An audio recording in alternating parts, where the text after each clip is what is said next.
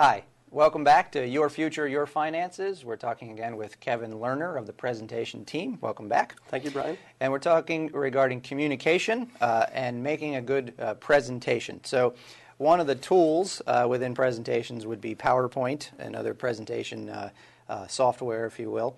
How do you make everything other than what you're saying good, like the slides in a PowerPoint? It takes a lot of practice, getting back to what we said about speaking. But simplicity, the idea, there's a popular book called Presentation Zen, and the concept there is to say less with more, find the right graphics, find the right messages. You and I first became acquainted a few years ago when you came to me with a financial presentation that was really complicated and busy and convoluted, right? A lot to it, yeah. Yeah. A lot we wanted to say. How do you feel about that when you were looking at it and you knew there was something wrong with that? Well, there was a lot of different topics to cover, yeah. So I agree with the concept of just have the slides be the concept so I can say what I want, yeah. Sure. So we were able to work with that presentation, certainly a good template in PowerPoint. And let's make no mistake about it. PowerPoint is out there. It's here to stay. A lot of creative people will say, well, Keynote is so much better, and what about Prezi? And those are great tools also.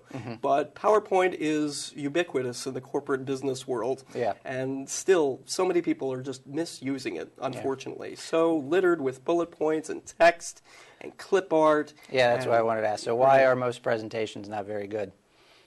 I don't think that we're preaching the gospel out there long enough. I think that people like me and others need to get out there and just enlighten the world as to what can be done to say, this is what a good presentation's about.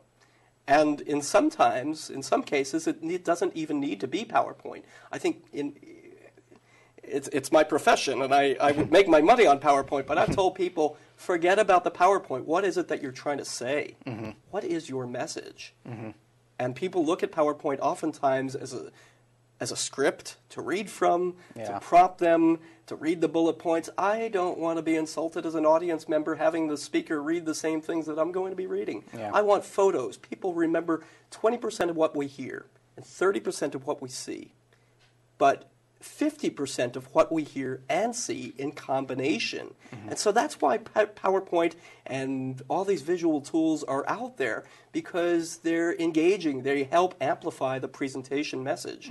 And if people were to use them more effectively, both technologically as well as graphically, the whole world would be communicating a whole lot better, business, personally, in many different levels. Yeah, but I think part of the problem might be spending so much time with the presentation while you're trying to practice the speech. It's a lot of work, and to know the software, there's a lot of aspects of it. So what are some tips to make a PowerPoint good?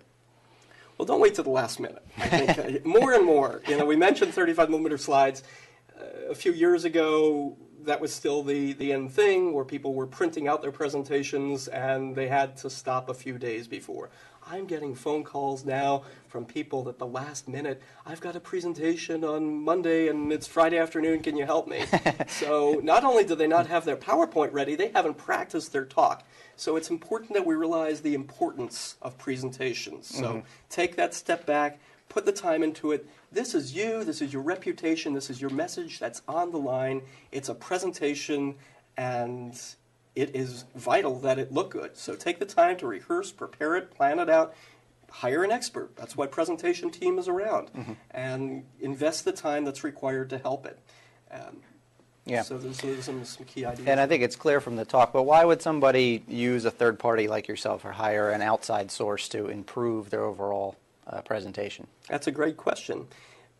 Because we're experts at what we do. You're in the financial business. A lot of people think that they can handle their own money, but you're the expert in what you do. I like to say, does driving a car make you a race car driver? Usually not. We are race car drivers when it comes to PowerPoint, not just the technical aspects, but we can help clients to really help refine their message and get it done a whole lot more efficiently and effectively than they might do on their own. And PowerPoint, a lot of people know it, but doesn't mean that they know it all the way and can really function with all the special plugins and tools. Yeah. We have a couple of monitors that we've got going on, and we can really dive down and get the job. We've been doing this for a long time. Yeah. All right, fantastic. Thanks for coming on the show. Do you have a website you want to give out? Sure. We're at presentationteam.com, and that's www.presentationteam.com. We've also got a YouTube page, but you'll find all of that on the website. And we also offer a free assessment, free evaluation. We're in the Washington, D.C. metro area, so just check us out, and we welcome the chance to help improve everyone's presentations. All right. Appreciate it very much. Thanks for coming on the show and watching the show. To our guests, you're watching Your Future, Your Finances. We'll be right back with Neil Tyro. We're going to switch topics to estate planning and elder law. We'll be right back.